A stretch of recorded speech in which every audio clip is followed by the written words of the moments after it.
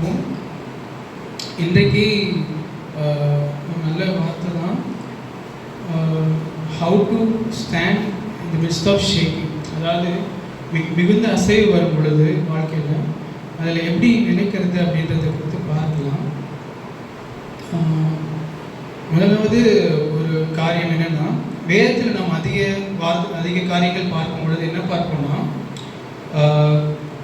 பைபிளில் நிறைய பேர் தோற்றவங்க இல்லாட்டி கர்த்தர் புறக்கணித்தவங்களாம் யாருன்னு பார்த்தீங்கன்னா, அவங்க தங்களுக்கு கொடுக்கப்பட்ட பொறுப்பை காட்டிலும் அந்த பொறுப்புக்கு கொடுக்கப்பட்ட காரியங்களை அதிகமாக நாட்டினாங்க இல்லையா. So they love the resources more then the responsibilities. Okay,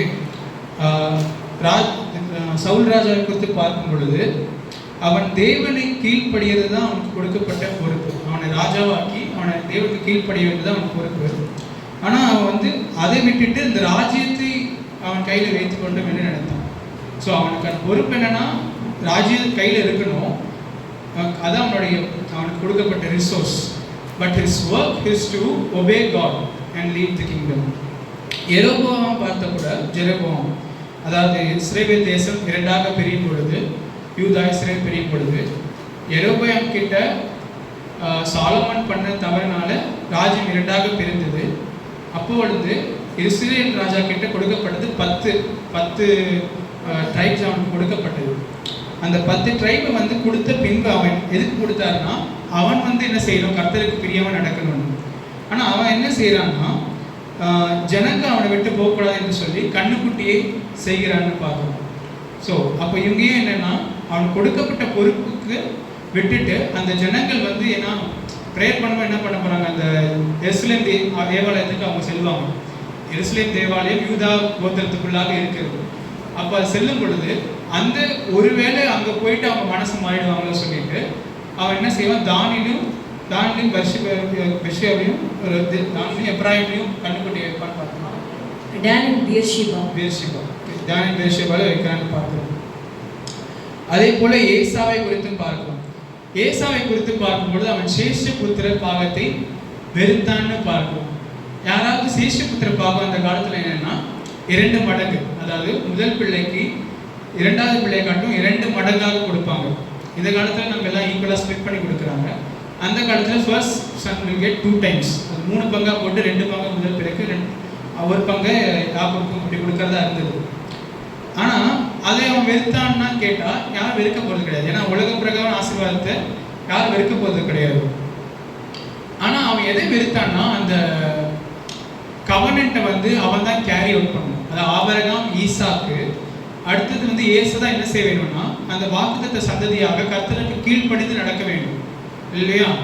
அதனால தான் ரெபேக்கா கூட சொல்லுவாங்க, ஏசாவுடைய மனைவிகள் எனக்கு மிகுந்த மனநோவா இருக்கிறார்கள்னு பார்க்கிறோம். அதாவது ஏன்னா அவன் அந்த வாக்குத்தத்த சந்ததின்ற ஒரு வாழ்க்கையை விட்டுட்டு அதுக்கு புறம்பானவனாக காணப்படுகிறான்.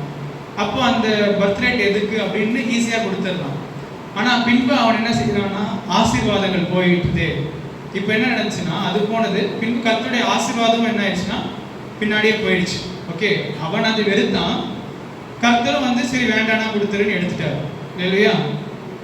ஸோ அடுத்தது ஆதாமை குறித்து பார்க்கலாம். ஆதாம் நமக்கு ஒரு பெரிய எடுத்துக்காட்டு இல்லையா. ஆதாமுடைய பாவங்களும் எண்ணங்களும் தான் நமக்குள்ள இன்னும் தங்கியே இருக்கிறது. ஓகே, அதாவது அவனுடைய காரியங்களை பார்த்தீங்கன்னா நமக்கு ஏசா மாதிரி இருப்போம்னா அவ்வளோலாம் கொஞ்சம் பின்னாடி வருது. ஆனால் ஆதாமுடைய இது எப்படின்னா, முழு பிரசனத்தில் இருக்கிறான், ஆனால் அவன் விட்டு விலகிறான், அவ்வளோதான். ஸோ அப்போ அவனுக்கு எல்லாமே கொடுக்கப்பட்டிருக்கு. அவன் ஏதோ ஆனால் இது தவிர ஒன்று கிடைக்குமா அப்படின்ற ஒரு அந்த பாடத்துக்காக எடுத்து போகிறான்னு பார்க்குறோம். அப்போ ஆதாம் ஏன் அந்த நிலைமைன்னு பார்த்தீங்கன்னா, முதலாவது ஆதாமுக்கு கொடுக்கப்பட்ட வேலை, ரெஸ்பான்சிபிலிட்டி, அவன் தோட்டத்தை பண்படுத்துறதுக்காக அவனுக்கு கொடுக்கப்பட்ட வேலை இல்லையா. அதாவது ஒரு பிரமாணம் கொடுக்கப்பட்டது, இந்த பழத்தை புசிக்க வேண்டாம், இந்த மரம் ஜீவனத்துக்கான மரம் நடுவில் இருக்குது, அதை வேணால் புசிக்கலாம், எல்லா மரத்தையும் புசிக்கலாம். ஆனால் கொடுக்கப்பட்ட ஒர்க் என்னன்னா, தோட்டத்தை நீ பண்படுத்தணும் அப்படின்றது தான் அவனுக்கு ஒர்க்கு, எவ்ரிடே ஒர்க்கு. இப்போ அவன் என்ன பண்ணிட்டான்னா, அவனுக்கு அந்த வேலையை செய்யறதுக்கு கர்த்தர் அப்புறமா பின் பார்த்தா, சரி உனக்கு வேலை கொடுத்துட்டேன், அது செய்யறதுக்கு ஒரு உதவி வேணும்னு சொல்லிட்டு தான் அவன் என்ன செய்யறாரு, கர்த்தர் முதலாவது பார்த்தா மிருகங்கள் எல்லாம் அனுப்புவார். ஆதாமுக்கு உதவி செய்யறதுக்கு மிருகங்கள் எல்லாம் கொண்டு வந்து கொடுப்பார். ஆனால் மிருகங்கள் வந்து பார்க்கும்போது அதில் அவனுக்கு ஏற்ற துணை இல்லை அப்படின்னு பார்க்கணும். மிருகங்கள் வந்து இப்போ நம்ம நாய்க்குட்டி வளர்க்குறோம், பூனை வளர்க்குறோம். பூனையால் நமக்கு உதவி செய்ய முடியுமா? நம்ம தான் சோறு போட்டுட்டு போயிடுவோம், நாய்க்கு சோறு போட்டுடுவோம். அதுக்கு நமக்கு உதவி செய்யாது, ஏற்ற துணை கிடையாது. ஸோ அந்த ஹெல்ப் வேணும் அப்படின்றதுக்கு, எக்ஸ்ட்ரா வேலைக்கு ஹெல்ப் வேணுன்றதுக்காக தான் ஏவாளை கர்த்தர் கொடுத்தார். ஆனால் அங்கே என்ன ஆயிடுச்சுன்னு பார்த்தீங்கன்னா, கர்த்தருடைய சித்து அவனுக்கு கொடுக்கப்பட்ட வேலையை செய்யறதுக்கான உதவிகரமாக ஏவாள் வர வேண்டும், வைஃப் வர வேண்டும். ஆனால் அவன் என்ன பண்ணிடுவான்னா, வைஃப் சொல்றது கேட்டுருவான்னு சொல்லியிருக்கோம். நீங்கள் ஆதாம் கிட்ட அவனுக்கு கொடுக்கப்பட்ட சாபம் கொடுக்கும் பொழுது அவனுக்கு சொல்லப்பட்ட வார்த்தை என்னன்னா, நீ என் வார்த்தையை விட்டு உன் மனைவியோட வார்த்தையை கேட்டியே அப்படின்னு. அதாவது கர்த்தர் வந்து ஒரு மனிதனுக்கு ஒரு வெளிப்பாடை கொடுத்து இதுதான் உனக்கு அப்படின்னு சொல்லும் பொழுது அதற்கு நேராக நடக்கிற துணையை தான் கர்த்தர் கொடுத்தாரு, அதற்காக பயன்படுத்த கொடுத்தார். ஓகே, அதற்கு மாறாக பயன்படுத்துறதுக்கு கொடுக்கல. அப்போ இங்கே வந்துட்டு அவன் என்ன செய்யறான்னா, he is using the resources without the responsibility. அந்த ரெஸ்பான்சிபிலிட்டியை விட்டுட்டு பண்றான் பார்க்குறோம். ஏவாளை குறித்து பார்க்கும் பொழுதும் ஏவாள் கொடுக்கப்பட்டது என்னது, ஆதாமுடைய என்ன சொல்றாங்களோ அதை கேட்டு சேர்த்துட்டு தானே. அப்போ ஆதாம் சொல்லியிருக்கணும், என்ன சொல்லியிருக்கணும், தோட்டத்தை பண்படுத்த வேணும், அந்த வேலையில் இருக்கணும், அந்த வேலையில் ஈடுபட்டு இருக்கணும். ஆனால் அந்த வேலையில் ஈடுபடாமல் அவங்க என்ன செய்யறாங்க, ஒன்றுமே செய்யலை, வெளில போயிட்டு பல மரத்தை பார்த்துட்டு இருக்காங்க. ஓகேங்களா? அப்போ என்ன நடக்குது, இங்கே கொடுக்கப்பட்ட ஒரு வேலையை வந்து ஆதாம் சொல்லியிருக்கணும். அப்போ அங்கே வந்து அவங்ககிட்ட ஒரு தவறு இருக்குது. இவங்க வந்து செய்யாதனால இவங்க போயிட்டாங்க, இவங்க வந்து வேற வேலை எதாவது வேற என்ன இருக்குது அப்படின்றத பார்க்க போயிட்டாங்க. ஸோ ஏவாளும் போனான்னு பார்க்குறோம். அப்போ she ate the fruit and gave it to her husband. Okay, இந்த மாதிரி காரியங்கள் நடக்குது. எதுக்குன்னா, அவங்களுக்கு கொடுக்கப்பட்ட வேலையிலிருந்து அவர்கள் செய்யாமல் அதுக்கான காரியங்கள் மட்டும் வேணும் எதிர்பார்க்கணும். அப்போ தான் வந்து கர்த்தர் சொல்லுவார், இந்த நித்திய ஜீவனை கொடுக்குற மரத்தோடைய கனியிலேருந்து உன்னை வெளியே தள்ளுறேன், ஏன்னா அதை நீ சாப்பிட்டு நித்தியத்துமே வாழ்ந்துருவ அப்படின்னு சொல்லி கர்த்தர் அவரை வெளியே தள்ளுகிறார். இது தள்ளுதல் வந்துட்டு ஒரு நன்மையான காரியமாக எடுத்துக்கலாம். எதுக்குன்னா, அது வரைக்கும் அவங்க பாவம் செய்த பின்பு அவர்கள் வந்து தாங்கள் வந்துட்டு என்ன இருக்கும், தே ஆர் நேக்கட்னு தெரிஞ்சிச்சு. அவங்க வந்து அத்தியில தேய்ச்சி ட்ரெஸ் போட்டுக்கிட்டாங்க. போட்டுக்கிட்டு அவங்க கர்த்தர் இடத்துல திரும்பி சேர வேண்டும் என்ற எண்ணம் கொள்ளவில்லை இல்லையா. அவங்களுடைய நீதியை எடுத்து போட்டுக்கிட்டாங்க. ஆனால் கர்த்தர் இடத்துல பேசணுமே, சாயங்காலத்தில் பகலின் குளிர்ச்சியான வேளையிலே தேவன் தோட்டத்தில் உலாவுகிற சத்தத்தை கேட்டு அவங்க பயந்து கொண்டாங்க. அப்போ அவங்க என்னன்னா, அதுக்கு ஆயத்தமா இல்லை. பகலின் குளிர்ச்சியான, ஓகே இன்னைக்கு சாயங்காலம் ஒரு விருந்தாளி வராங்க, என்ன எப்படி இருப்பீங்க, ஆயத்தமா இருக்கணும் இல்லைங்களா. அப்போ ஏதோ பண்ணிட்டாங்க. சரி, அப்படி கர்த்தர் அந்த என்ன நடந்துச்சுன்னா, கர்த்தர் வரப்போறாரு, அவர் சந்திக்க தயாரா இருக்கிறோமா என்ற காரியத்தை அவர்கள் விட்டாங்க. வந்த உடனே அவங்க ஒளிந்து கொண்டாங்கன்னு பார்க்கிறோம். ஸோ அது என்ன நடக்குதுன்னா, அந்த இது இப்படி நடந்ததுனால கர்த்தர் என்ன செய்ய வேண்டியதாக இருக்குதுன்னா, அதற்கு ஏற்ற தண்டனையை கொடுக்க வேண்டியதாக போயிடும் இல்லையா. நம்முடைய வாழ்க்கையிலும் அநேக காரியங்களில் நம்முடைய செய்கைக்கு தக்கதான ஏற்ற ரிவார்ட் ஆர் தண்டனை வரும் பொழுதுதான் நாம் அதற்கான கர்த்தருக்கு பயப்படுறதாக காணப்படுது இல்லையா. நல்லா ஒன்று தெரிஞ்சுக்கோங்க, ஆதாமும் ஏவாளும் சர்ப்பத்தை பார்த்து பயப்படணும். சர்ப்பம் அவங்கள வஞ்சித்தது, அவங்களுக்கு ஏமாத்தது, பாவம் செய்ய வைத்தது. ஆனால் அவங்களுக்கு சர்ப்பத்தை பார்த்து பயம் கிடையாது. சர்ப்பம் என்ன பண்ணாலும் அவங்களுக்கு வந்து ஐயோ பிசாசு வருதே, பிசாசை பார்த்துன்ற பயம்லாம் கிடையாது. அப்போ உண்மையான பயம் எங்கே வருதுன்னா, ஒருவர் சொன்னதை செய்ய வல்லவராக இருக்கிறாரு, கர்த்தர் இருக்கிறார். அவர் என்ன சொன்னார்னா, புசிக்கிற நாள் சாகவே சாவாய் அப்படின்னு சொன்னார். அப்போ சொன்னதை செய்ய வல்லவராக இருக்கிற ஒருவர் அதற்கு ஏற்ற பரிகாரத்தை கொடுக்க வரும் பொழுது அப்போதான் என்ன நடக்குதுன்னா, மனிதனுக்குள்ள ஒரு பயம் ஏற்படுதுன்னு பார்க்கணும். the fear comes, the fear of God comes. எப்படின்னா, ஏன்னா இப்போ சொன்னதுக்கு சொல்லிட்டாங்க, நான் அடிச்சுடுவேன், உன்னை வந்துட்டு தோக்கடிச்சு சொன்னாலும் அதை செய்யறதுக்கான அவங்க யாருமே பயப்பட போகிறது கிடையாது. அப்போ யார் மேலே உண்மையான பயம்னா, கர்த்தர் நியாயம் தீர்ப்பார்.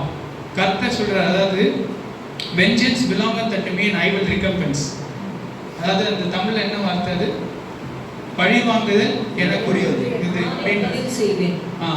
ஸோ கர்த்தர் வந்து பழி வாங்குற தேவனாக இருக்கிறதுனால தான் பாவத்திலிருந்து விலகிறதுக்கான பயத்தை நமக்குள்ள விதைக்கிறார் இல்லையா. அதேதான் சீனாய் மலையிலையும் நாம் பார்க்கிறோம். மோசே சொல்றது, கர்த்தர் அவருடைய பயத்தை உங்களுக்கு போட வந்திருக்கிறாரு, அதன் மூலமா நீங்க பாவத்திலிருந்து விலகி இருப்பீங்க. கர்த்தருடைய பயம் உங்களுக்குள்ள வந்து இருக்கும். ஏன்னா அவர் வந்திருக்கிறாரு, அவருடைய மகிமையில இறங்கும் பொழுது அந்த பயம் உங்களுக்குள்ள இருக்கும் பொழுது நீங்க பாவத்தை விட்டு விலகிடுவீங்க அப்படின்னு சொல்றாரு. ஸோ இந்த இந்த இந்த நம்பர்கள்லாம் பார்க்கும்பொழுது இந்த பாவத்தை விட்டு விலகிறதுக்கான வழி ஒன்று என்னன்னா, ஃபர்ஸ்ட் உங்களுக்கு கொடுக்கப்பட்ட ரெஸ்பான்சிபிலிட்டி செய்யறதுக்காக கர்த்தர் சில காரியங்களை கொடுக்கிறார். அதை தவறும் பொழுது அதை எடுக்கிறவராக இருக்கிறார். அல்லேலூயா. அதை தான் எடுத்துக்கிறவராக இருக்கிறார்.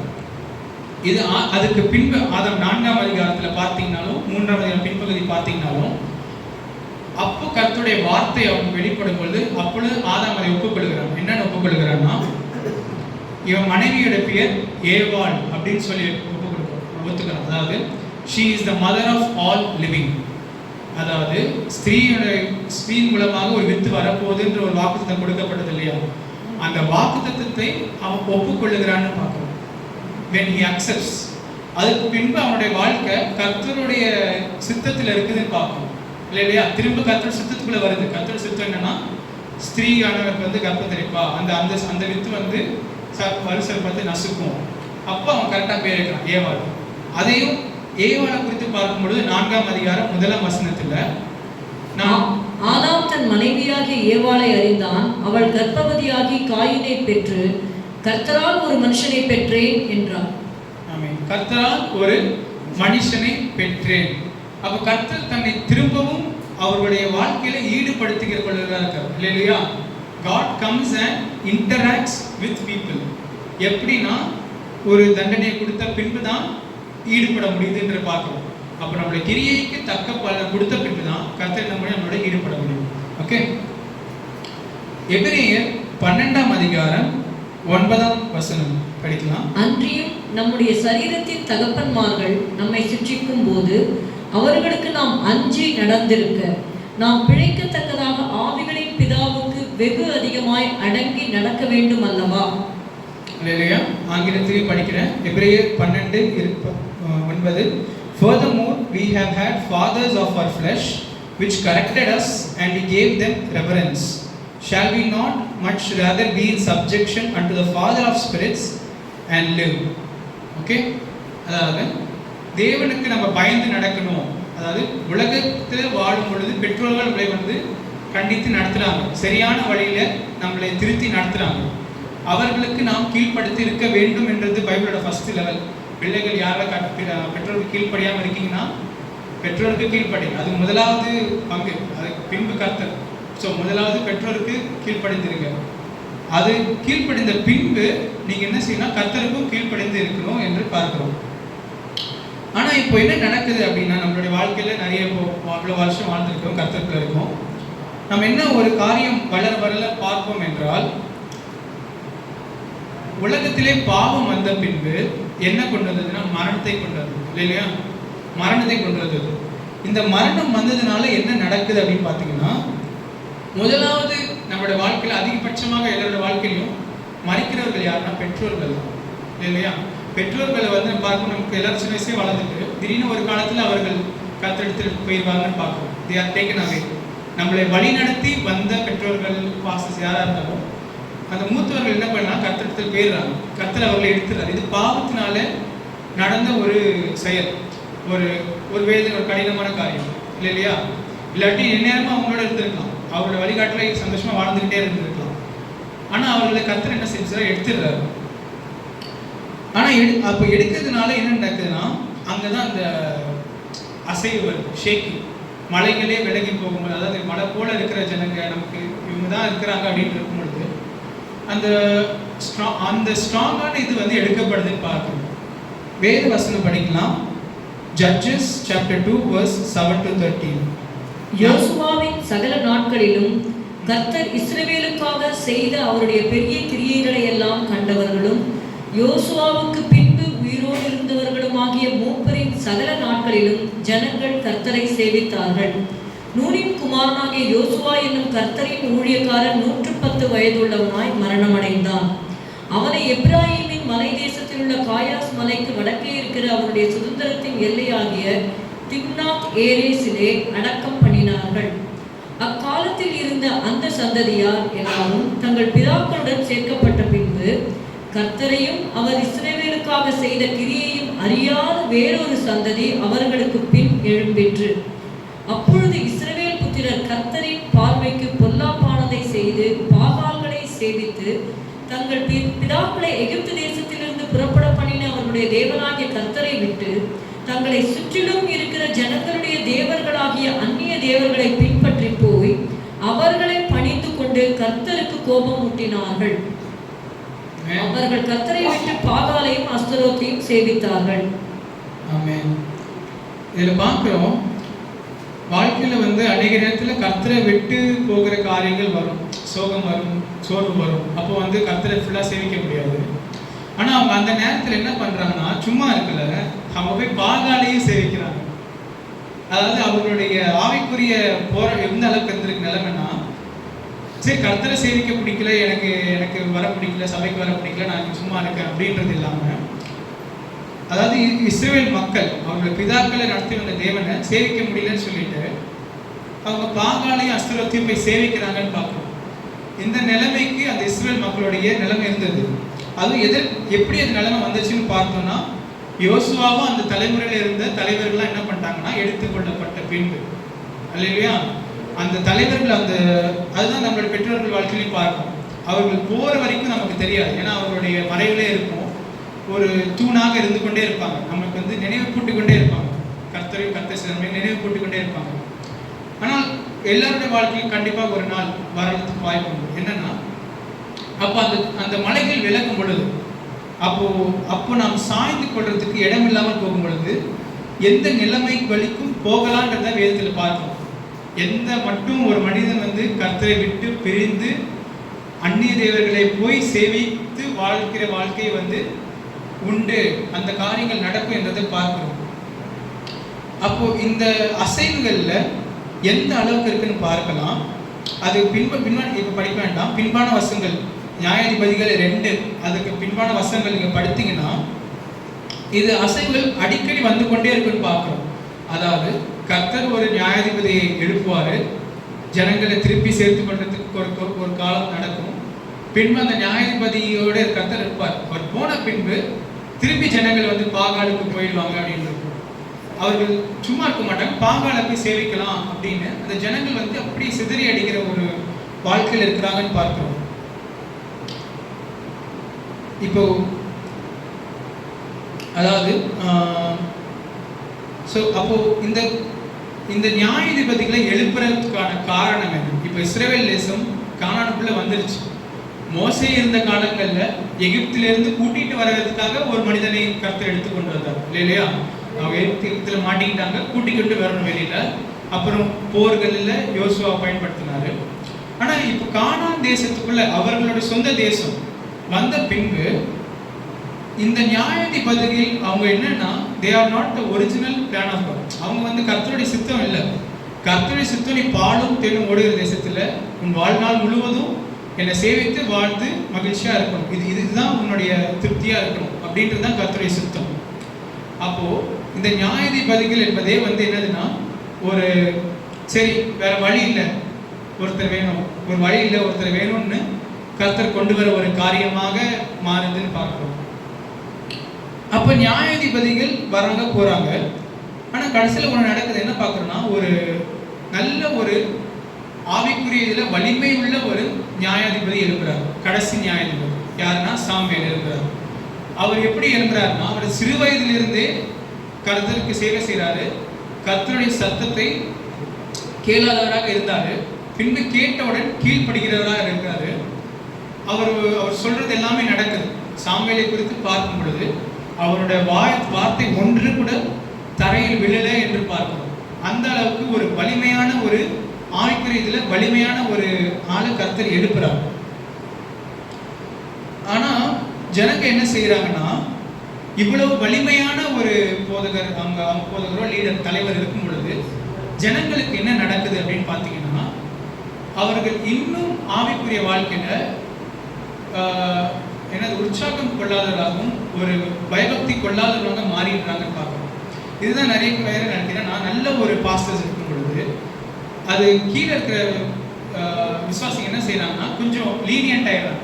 சரி, நம்ம ஏதாவது காரியம்னா பாஸ்டர் இருக்கிறாரு, போய் பார்த்துக்கலாம், பாஸ்டர் போய் பேசிக்கலாம் அப்படின்ற ஒரு அவர்களுடைய சொந்த ஆவிக்குரிய வாழ்க்கையில ரொம்ப லீனியன்ட் ஆயிடுறாங்கன்னு பார்க்குறோம். அவர்கள் வந்து அந்த அப்போ வந்து என்ன ஒரு வசனம் பகுதி படித்துவிட்டு திரும்பி வரலாம். எபிரேயர் 5:11-14. இந்த மெல்கிசேதேக்கை பற்றி நாம் விஸ்தாரமாய் பேசலாம். நீங்கள் கேள்வியில் மந்தமுள்ளவர்களானபடியால் அதை விளங்க பண்ணுகிறது அரிதாயிருக்கும். காலத்தை பார்த்தால் போதகராய் இருக்க வேண்டிய உங்களுக்கு தேவனுடைய வாக்கியங்களின் மூல உபதேசங்களை மறுபடியும் உபதேசிக்க வேண்டியதாய் இருக்கிறது. நீங்கள் பலமான ஆகாரத்தை அல்ல பாலை உண்ணத்தக்கவர்களானீர்கள். பால் உண்கிறவன் குழந்தையாய் இருக்கிறபடினாலே நீதியின் வசனத்தில் பழக்கமில்லாதவனாய் இருக்கிறான். பலமான ஆகாரமானது நன்மை தீமை இன்னதென்று பயிற்சியினால் பகுத்தறியத்தக்கதாக முயற்சி செய்யும் ஞானேந்திரியங்களை உடையவர்களாகிய பூரண வயதுள்ளவர்களுக்கே தகும். நன்மை தீமையை வகையறுக்க தெரியணும்னு பார்க்கணும். ஓகே, இது வரைக்கும் கர்த்தர் எழுப்பின நியாயாதிபதிகளை ஜனங்க என்ன பண்ணாங்கன்னா, ஓகே இது கர்த்தரால அபிஷேகம் பண்ணப்பட்டவன், எக்லோனை எழுப்பினாரு, ஜெப்தாவை எழுப்பினாரு, சாம்சன் எழுப்பினாரு. அந்த மாதிரி எழுப்பும் பொழுது அவர்கள் ஓகே இது கர்த்தர் கொண்டு வந்த மனிதன், இது கர்த்தர் கொண்டு வந்த மனிதன்னு அட்லீஸ்ட் யார் அந்த மனிதன், அவர்களோட வாழ்க்கையில தைரியம் கொள்ளாதவர்களும் யார் அந்த மனிதன் காண்கிறதாக அந்த ஜனங்கள் இருந்தாங்க, இஸ்ரேல் மக்கள். ஆனால் இப்போ ரொம்ப ஸ்ட்ராங்கான ஒரு சாமுவேல் வந்த பின்பு அவங்க என்ன செய்யறாங்க பார்க்கலாம், படிக்கலாம். 1 சாமுவேல் 8 5-10. 1 Samuel chapter 8 verses 5-10. இதோ நீர் முதிர் வயதுள்ளவரானீர், உம்முடைய குமாரர் உம்முடைய வழிகளில் நடக்கிறதில்லை. ஆகையால் சகல ஜாதிகளுக்குள்ளும் இருக்கிறபடி எங்களை நியாயம் விசாரிக்கிறதற்கு ஒரு ராஜாவை ஏற்படுத்த வேண்டும் என்றார்கள். எங்களை நியாயம் விசாரிக்க ஒரு ராஜாவை ஏற்படுத்தும் என்று அவர்கள் சொன்ன வார்த்தை சாமுவேலுக்கு தகாததாய் காணப்பட்டது. ஆகையால் சாமுவேல் கர்த்தரை நோக்கி விண்ணப்பம் பண்ணினான். அப்பொழுது கர்த்தர் சாமுவேலை நோக்கி, ஜனங்கள் உன்னிடத்தில் சொல்வதெல்லாவற்றிலும் அவர்கள் சொல்லை கேள். அவர்கள் உன்னை தள்ளவில்லை, நான் அவர்களை ஆளாதபடிக்கு என்னைத்தான் தள்ளினார்கள். நான் அவர்களை எகிப்திலிருந்து புறப்பட பண்ணின நாள் முதல் இந்நாள் மட்டும் அவர்கள் என்னை விட்டு வேறு தேவர்களை சேவித்து வந்த தங்கள் எல்லா செய்கைகளின் படியும் செய்தது போல அவர்கள் உனக்கும் செய்கிறார்கள். இப்போதும் அவர்கள் சொல்லை கேள். ஆனாலும் உன் அபிப்பிராயத்தை காட்டும்படி அவர்களை ஆளும் ராஜாவின் காரியம் இன்னது என்று அவர்களுக்கு திட சாட்சியாய் தெரியப்படுத்து என்றார். அப்பொழுது சாமுவேல் ஒரு ராஜா வேண்டும் என்று தன்னிடத்தில் கேட்ட ஜனங்களுக்கு கர்த்தருடைய வார்த்தைகளை எல்லாம் சொல்லி, அதாவது கவனிக்கிறீங்களா, அதாவது அவர்கள் என்ன செஞ்சாங்கன்னா, சாமுவேல் கீழே இருந்தாங்க, சாமுவேலுடைய நிழல்ல இருந்தாங்க. இப்பொழுது ஒரு ராஜா எங்களுக்கு வேணும் அப்படின்னு கேட்குறாங்க. எல்லா ஜாதிகளை போல ஒரு ராஜா எங்களுக்கு வேணும். ஏன் அந்த மாதிரி ஒரு ராஜா வேணும்? அதுலேயும் போட்டிருக்கோம், அவங்களுக்கு வந்து போர் செய்யறதுக்கு பிடிக்காது. என்ன செய்ய பிடிக்காது? போர் செய்யறதுக்கு பிடிக்காது. நியாயாதிபதிகள் 3ஆம் அதிகாரத்தில் கர்த்தர் எதற்காக ஜாதிகளை விட்டு வச்சாரு? அந்த பிள்ளைகள்லாம் என்ன செய்யணும்? போய் போர் செய்யணும். அவர்கள் வந்து போர் கற்றுக்கொள்ள வேண்டும். they have to learn to fight. அடுத்த தலைமுறை என்ன செய்யும்? ஒவ்வொரு தலைமுறையும் சண்டை போட கற்றுக்கணும். ஆவிக்குரிய வீதியில் ஒவ்வொரு தலைமுறையும் தனிப்பட்ட விதமாக கர்த்தருக்குள்ள நிற்கிறதுக்கு, போர் செய்யறதுக்கு, பிசாசோட எதிர்த்து நிற்கிறதுக்கு கற்றுக்கொள்ள வேண்டும் என்று வைத்தார். ஆனால் இப்போ அவர்கள் என்ன செய்கிறாங்கன்னா, எங்களுக்கு போர் செய்ய பிடிக்கல, எங்களுக்கு ஒரு ராஜாவை ஏற்படுத்தி கொடுங்க, அவர் எங்களுக்காக போயிட்டு எல்லா சண்டையும் செஞ்சுட்டு எங்கள் நாட்டுக்கு நல்லது செய்யணும் அப்படின்னு, ரொம்ப எங்களுக்கு இன்னும் ஃப்ரீயாக கொடுங்க, எங்களுக்கு வந்து ரொம்ப நாங்கள் ஆவிக்குரியதில் கஷ்டப்பட வேண்டான்ற மாதிரி கேட்குறாங்க. இது வந்து இது மாதிரி நடக்கும் பொழுது இதுக்கான காரணம் என்னன்னா, அவர்களுடைய ஆவிக்குரிய லேசினஸ்ல ஒன்று பார்க்கணும். ஓகே, இதில் இன்னொன்று ஒன்று பார்க்கலாம். என்னன்னா, சாமுவேல் வருவதற்கு முன்பாக என்ன நடந்துச்சு அப்படின்னு பார்த்தீங்கன்னா, சாமுவேல் வருவதற்கு முன்பாக அவருடைய ஆவிக்குரிய சென்சஸ் எங்கே இருந்துன்னு பார்க்கலாம். 1 சாமுவேல் 2ஆம் அதிகாரம் 22-24. 1 Samuel chapter 2 verses 22-24. ஏலி மிகுந்த கிழவனாயிருந்தான். அவன் தன் குமாரர் இஸ்ரவேலுக்கெல்லாம் செய்கிற எல்லாவற்றையும் அவர்கள் ஆசரிப்பு கூடாரத்தின் வாசலில் கூட்டம் கூடி சொல்லுகிற ஸ்திரீகளோட சயனிக்கிறதையும் கேள்விப்பட்டு அவர்களை நோக்கி, நீங்கள் இப்படிப்பட்ட காரியங்களை செய்கிறது என்ன? இந்த ஜனங்கள் எல்லாரும் உங்கள் பொல்லாத நடக்கைகளை சொல்ல கேட்கிறேன். என் குமாரரே, வேண்டாம். நான் கேள்விப்படுகிற இந்த செய்தி நல்லதல்ல. கர்த்தருடைய ஜனங்கள் மீறி நடக்கிறதற்கு காரணமாய் இருக்கிறீர்களே. கர்த்தருடைய ஜனங்கள் மீறி நடக்கிறதுக்கு காரணமாக இருக்கிறீர்களே என்று சொல்றாரு. அப்போ இங்க யாரை பார்க்கிறோம்னா, ஒரு அன்ஃபெய்த்ஃபுல் ஜட்ஜ் பார்க்கணும். அதாவது அந்த நிலைமையில வச்சிருக்கிறாங்க. கர்த்தர் வந்து இஸ்ரவேல் வழிகாட்டியான நிலைமையில வச்சிருக்கும் பொழுது அவர்கள் பாவம் செய்யறதுக்கு இவங்க வந்து என்ன செய்யறாங்கன்னா, மீறி நடக்கிறதுக்கு ஒரு வழியா இருக்கிறாங்க. They are the teachers of sin. அந்த மாதிரி இந்த மாதிரிலாம் நீங்க பண்ணுங்க, இந்த மாதிரிலாம் பண்ணுங்கன்னு தவறு செய்யறதுக்கே ஒரு வழிகாட்டுறவங்களா இருக்கிறாங்க. அப்போ அதுக்கு என்ன நடந்திருக்கு? அப்போ ஜனங்களாம் என்ன செஞ்சிருக்காங்க? இவங்க பேச்சு கேட்டு மீறி நடந்திருக்கிறாங்க. ஓகே, தைரியம் கொண்டிருக்கிறாங்க, பாவம் செய்து துணியை செய்து தைரியம் கொண்டிருக்கிறாங்கன்னு பார்க்கிறோம். அப்பொழுதுதான் என்ன நடக்குது?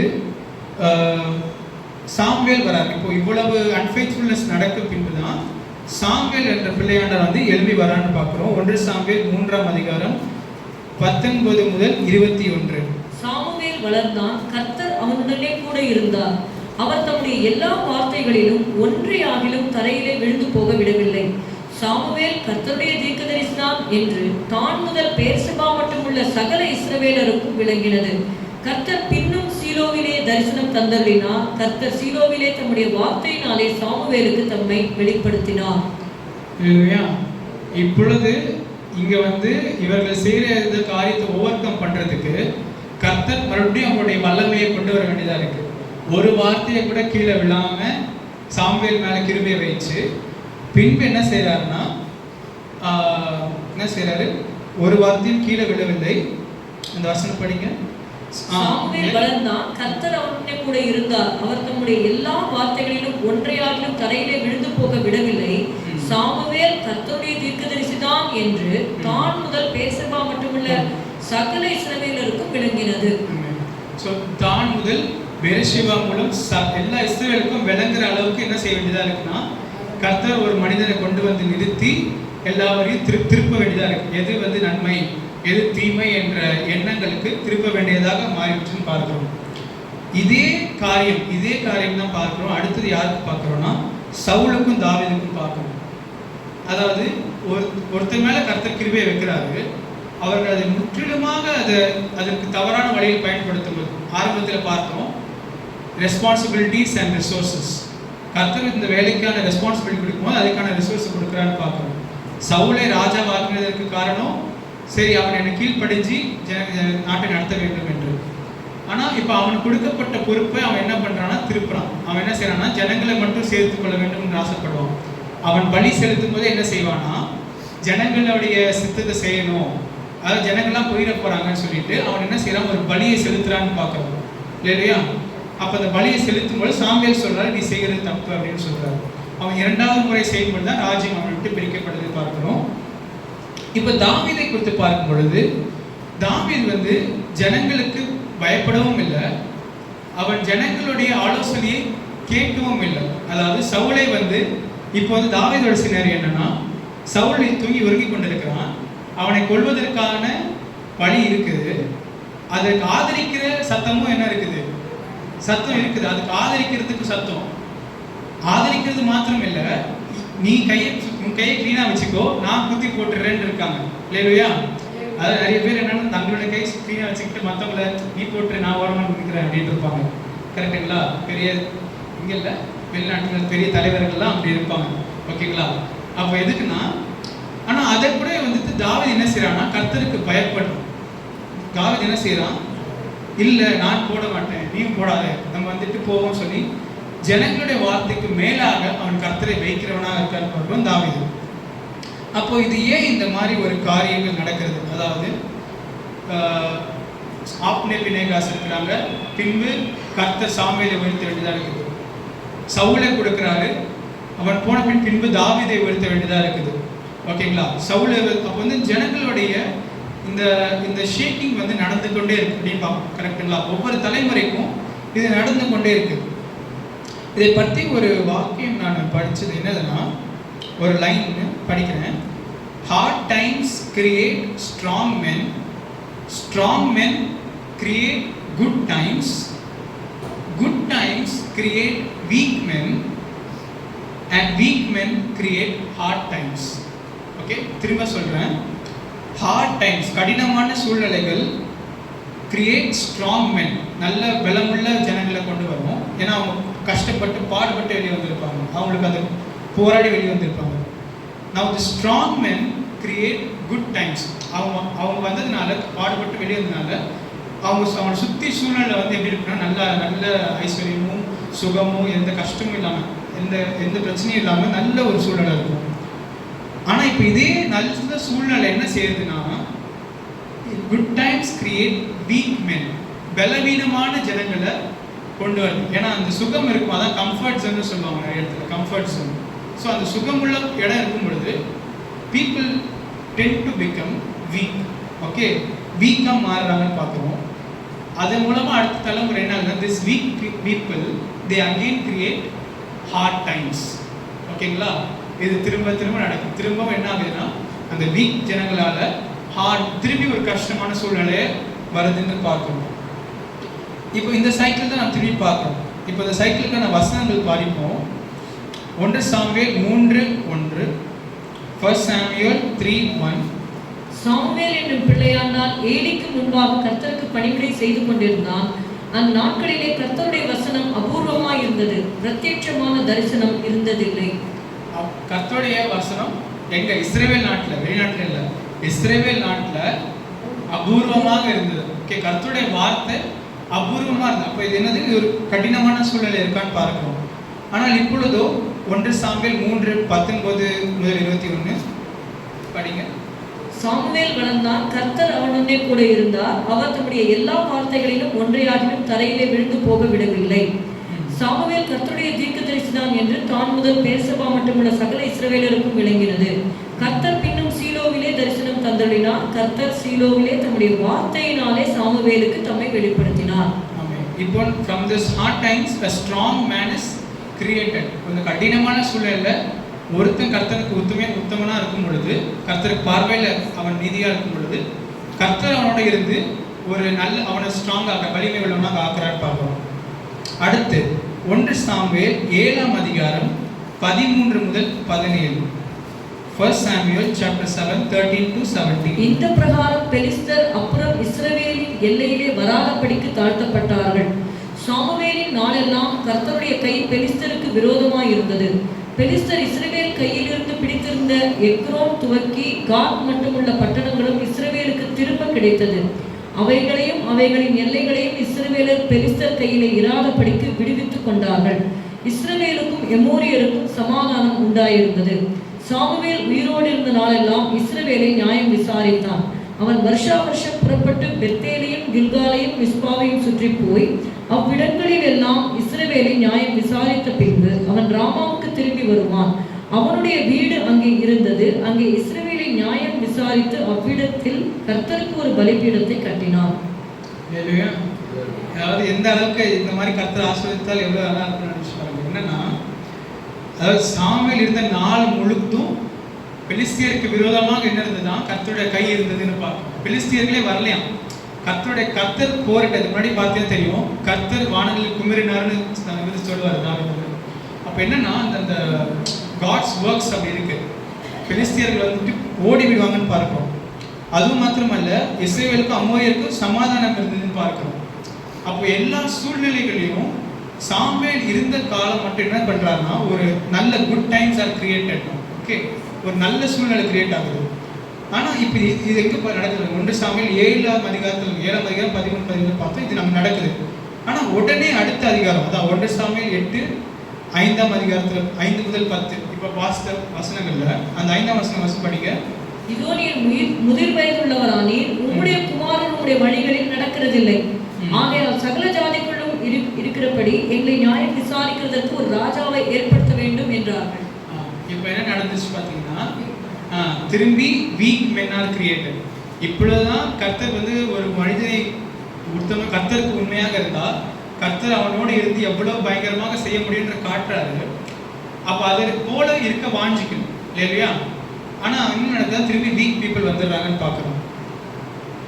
அதுக்கப்புறம் இப்படி நடந்தால் என்ன நடக்கும் அப்படின்னு கேட்டால், மறுபடியும் வசனங்கள்லாம் படிக்கலாம். 1 சாமுவேல் 8:18 முதல் 22. உங்கள் தானியத்திலும் உங்கள் திராட்சை பலனிலும் தசமபாகம் வாங்கி தன் பிரதானிகளுக்கும் தன் சேவகர்களுக்கும் கொடுப்பான். உங்கள் வேலைக்காரரையும் உங்கள் வேலைக்காரிகளையும் உங்களின் திறமையான வாலிபரையும் உங்கள் கழுதைகளையும் எடுத்து தன்னுடைய வேலைக்கு வைத்துக் கொள்ளுவான். உங்கள் ஆடுகளிலே 10 1 எடுத்துக்கொள்ளுவான். நீங்கள் அவனுக்கு வேலையாட்களாவீர்கள். நீங்கள் தெரிந்து கொண்ட உங்கள் ராஜாவின் நிமித்தம் அந்நாளிலே முறையிடுவீர்கள். ஆனாலும் கர்த்தர் அந்நாளிலே உங்களுக்கு செவி கொடுக்க மாட்டார் என்றான். ஜனங்கள் சாமுவேலின் சொல்லை கேட்க மனதில்லாமல், அப்படி அல்ல, எங்களுக்கு ஒரு ராஜா இருக்கத்தான் வேண்டும். சகல ஜாதிகளையும் போல நாங்களும் இருப்போம். எங்கள் ராஜா எங்களை நியாயம் விசாரித்து எங்களுக்கு முன்பாக புறப்பட்டு எங்கள் யுத்தங்களை நடத்த வேண்டும் என்றார்கள். சாமுவேல் ஜனங்களின் வார்த்தைகளை எல்லாம் கேட்டு அவைகளை கர்த்தரிடத்தில் தெரியப்படுத்தினான். கர்த்தர் சாமுவேலை நோக்கி, நீ அவர்கள் சொல்லை கேட்டு அவர்களை ஆள ஒரு ராஜாவை ஏற்படுத்து என்றார். அப்பொழுது சாமுவேல் இஸ்ரவேல் ஜனங்களை பார்த்து, அவரவர் தங்கள் ஊர்களுக்கு போகலாம் என்றான். ஓகே, இங்க பார்க்குறோம். அந்த திரும்பி என்ன நடக்குதுன்னா, இஸ்ரவேல் ஜனங்களுக்கு செழிப்பு வருது. ஆனால் திரும்ப என்ன நடக்குதுன்னா, அவர்களுடைய செய்கையினால என்ன நடக்குதுன்னா, the weak men they again created the hard times. அந்த சூழ்நிலையில் hard times கிரியேட் ஆகுது பார்க்குறோம். அடுத்து ஒரு இது நான் வசனம் எழுதி கொள்ளுங்க, வீட்டிலவே வாசிங்க. அடுத்து இதே மாதிரி ஒரு காரியம், ஹார்ட் டைம்ஸ். 1 சாமுவேல் 17:1 முதல் 3 பெலிஸ்தர் யுத்தம் பண்ணுவதற்கு தங்கள் சேனைகளை சேர்த்து யூதாவில் உள்ள சோக்கோவிலே ஒருமித்து கூடி. வாசிக்க வேண்டாம், நான் சொல்லிடுறேன். இது வந்து கோலியாத்தை குறித்து பார்க்கிறோம். ஓகேங்களா? கோலியாத் வந்து இஸ்ரவேலுக்கு எதிராக வந்து நிற்கிறான்னு பார்க்கிறோம். அவர்களுக்கு உருவாக்கின ராஜா சவுல், அவர் தான் என்ன பண்ணணும், இப்போ பேட்டிலுக்கு போகணும், ஆனால் அவர் போகலன்னு பார்க்குறோம். அப்போ ஹார்ட் டைம்ஸ் வருது. அப்போ இங்கேருந்து யார் வரா? தாவீது வரான்னு பார்க்குறோம். The strong man is coming out.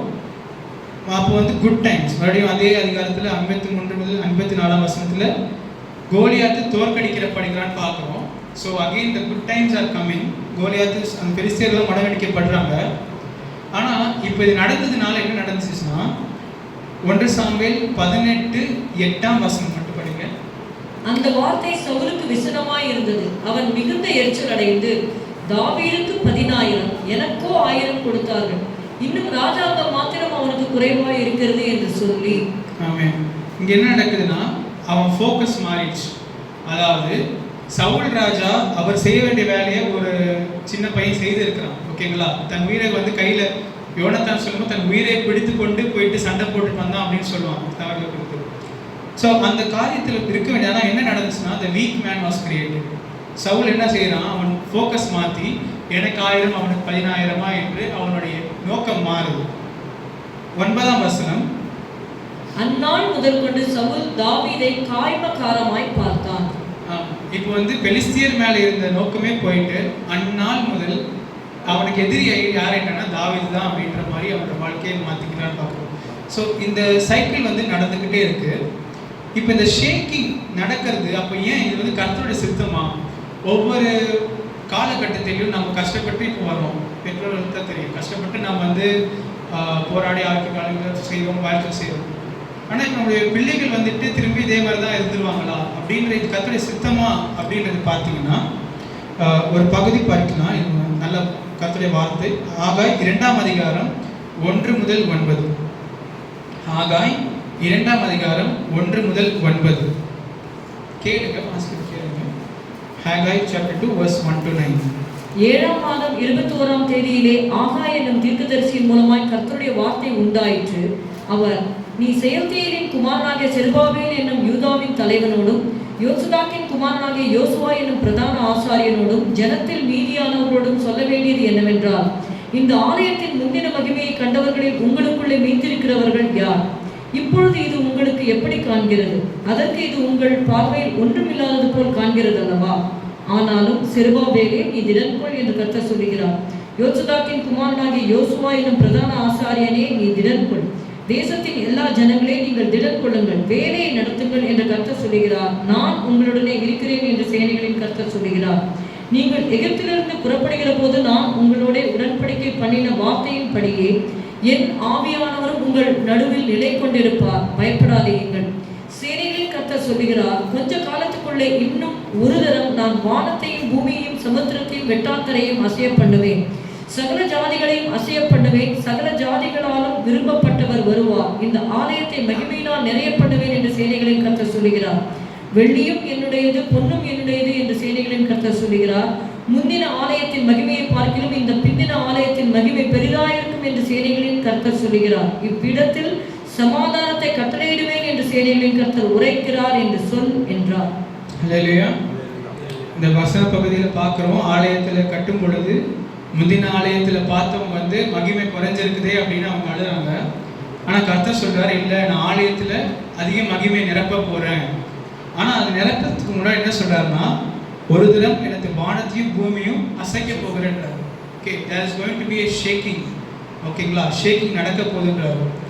அப்போது ஆனால் ஆசீர்வாதங்களும் வரப்போகுது அப்படின்னு சொல்றாரு. அப்போ இந்த ஆசீர்வாதங்கள் வருது, ஷேக்கிங் நடக்கும் பொழுது அப்படின்னா என்ன பண்ணால் ஆசீர்வாதம் கிடைக்கும் அப்படின்னு பார்க்கலாம். எபிரேயர் 12ஆம் அதிகாரம் 22 முதல் 29. Hebrews chapter 12 verse 22 to 29. நீங்களோ சியோன் மலையினிடத்திற்கும் ஜீவனுள்ள தேவனுடைய நகரமாகிய பரம எருசலேமினிடத்திற்கும் 1000-10,000 தேவ தூதர்களினிடத்திற்கும் பரலோகத்தில் பேர் எழுதியிருக்கிற முதற் பேரானவர்களின் சர்வ சங்கமாகிய சபையினிடத்திற்கும் யாவருக்கும் நியாயாதிபதியாகிய தேவனிடத்திற்கும் பூர்ணராக்கப்பட்ட நீதிமான்களுடைய ஆவிகளினிடத்திற்கும் புது உடன்படிக்கையின் மத்தியஸ்தராகிய இயேசுவினிடத்திற்கும் ஆபேலுடைய ரத்தம் பேசினதை பார்க்கிலும் நன்மையானவைகளை பேசுகிற ரத்தமாகிய தெளிக்கப்படும் ரத்தத்தினிடத்திற்கும் வந்து சேர்ந்தீர்கள். பேசுகிறவருக்கு நீங்கள் செவி கொடுக்க மாட்டோம் என்று விலகாதபடி எச்சரிக்கையாயிருங்கள். ஏனெனில் பூமியிலே பேசினவருக்கு செவி கொடுக்க மாட்டோம் என்று விலகினவர்கள் தப்பி போகாமல் இருக்க, பரலோகத்திலிருந்து பேசுகிறவரை நாம் விட்டு விலகினால் எப்படி தப்பி போவோம்? அவருடைய சத்தம் அப்பொழுது பூமியை அசைய பண்ணிற்று. இன்னும் ஒரு தரம் நான் பூமியை மாத்திரமல்ல வானத்தையும் அசைய பண்ணுவேன் என்று இப்பொழுது வாக்குத்தத்தம் செய்திருக்கிறார். இன்னும் ஒரு தரம் என்கிற சொல்லானது அசையாதவைகள் நிலைத்திருக்கத்தக்கதாக அசைவுள்ளவைகள் உண்டாக்கப்பட்டவைகள் போல் மாறிப்போம் என்பதை குறிக்கிறது. ஆதலால் அசைவில்லாத ராஜ்யத்தை பெறுகிறவர்களாகிய நாம் பயத்தோடும் பக்தியோடும் தேவனுக்கு பிரியமாய் ஆராதனை செய்யும்படி கிருபையை பற்றி கொள்ள கடவோம். நம்முடைய தேவன் பட்சிக்கிற அக்கினியா இருக்கிறாரே. இங்க பார்க்கிறோம், அசைவில்லாத ராஜ்யத்தை பெற்றுக் கொள்ளணும்னா என்ன செய்யணும்? கர்த்தருக்கு பக்தியா இருங்க அப்படின்னு பார்க்கணும். அதாவது அசைக்கப்படுகிறவர்கள் என்ன பண்றோம்னா அதெல்லாம் போயிடும் பார்க்கணும். வாட் எவர் இஸ் ஷேக்கன், குளிக்கும் பொழுது இந்த இதில் போட்டு இதில் வீட்டை போட்டு பண்ணுவாங்க தெரியுமா? எதெல்லாம் வந்து போகுதோ, ஷேக் ஆகி போகுதோ அதெல்லாம் போயிடும். வாட் எவர் இஸ் அன்ஷேக்கன், அது கோதுமை, அதுதான் வந்து என்ன இருக்குன்னா நிலைத்து நிற்குன்னு பார்க்குறோம். நிலைத்து நிற்கிறதுல தான் என்ன இருக்குன்னா அந்த ராஜ்யம், அசைக்கப்படாத ராஜ்யத்தையும் அது பெற்றுக்கொள்ளுன்னு பார்க்குறோம். அப்போ இது மாதிரி வாழ்க்கையில் நீங்கள் வாழும் பொழுது, ஆசீர்வாதங்கள் வரும்பொழுது, ஒரு ஷேக்கிங் நடக்கும் பொழுது என்ன செய்யணும்னா தைரியம் கொள்ளவர்களாக இருக்க வேண்டும். எரேமியா 1ஆம் அதிகாரம் 17 முதல் 19 வசனம் படிங்க. எரேமியா 1ஆம் அதிகாரம் 17 முதல். ஆகையால் நீ உன் அறையை கட்டிக்கொண்டு நின்று நான் உனக்கு கட்டளையிடுகிறவைகளை எல்லாம் அவர்களுக்கு சொல். நான் உன்னை அவர்களுக்கு முன்பாக கலங்க பண்ணாதபடிக்கு நீ அவர்கள் முகத்துக்கு அஞ்சாதிரு. இதோ தேசம் அனைத்துக்கும், யூதாவின் ராஜாக்களுக்கும் அதன் பிரபுக்களுக்கும் அதன் ஆசாரியர்களுக்கும் தேசத்தின் ஜனங்களுக்கும் எதிராக நான் உன்னை இன்றைய தினம் அரணிப்பான பட்டணமும் இரும்பு தூணும் வெண்கல அலங்கமும் ஆக்கினேன். அவர்கள் உனக்கு விரோதமாக யுத்தம் பண்ணுவார்கள், ஆனாலும் உன்னை மேற்கொள்ள மாட்டார்கள்.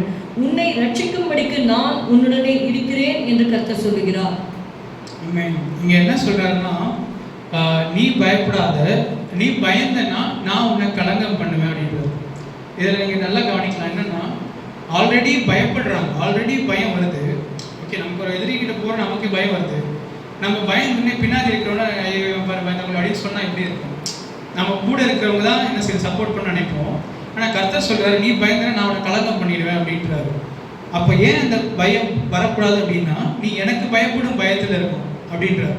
யாரோ ஒருத்தருக்கு தான் பயப்படும். இயேசு என்ன சொன்னார்னா, சரீரத்தை கொள்ளுகிறவர்களுக்கு பயப்படாதீங்க, சரீரத்தையும் ஆத்மாவையும் நரகத்தில் தள்ளுறதுக்கு பயந்து இருங்க அப்படின்னு சொல்லுவார். அப்போ இந்த மாதிரி ஒரு அசைக்கப்படாமல் இருக்கணும் அப்படின்றதுனா, first you should not fear. இரண்டாவது ஒரு காரியம், வாழ்க்கையில் நீங்கள் போகும்பொழுது உங்களுக்கு எப்படி இருக்குன்னா, நிறைய காரியங்களில் நான் கர்த்தர் வந்து கேட்டு பார்த்துருப்போம், கர்த்தர் செய்வாரான்ட்டு. கர்த்தர் செய்யாத பொழுது நம்ம ஒரு தைரியம் கொண்டு செய்வோமா இருக்கும். அதில் கர்த்தர் அதில் ஜெயத்தை கொடுக்குறதா இருக்கார், வாய்க்க பண்ணுறதா இருக்கார்.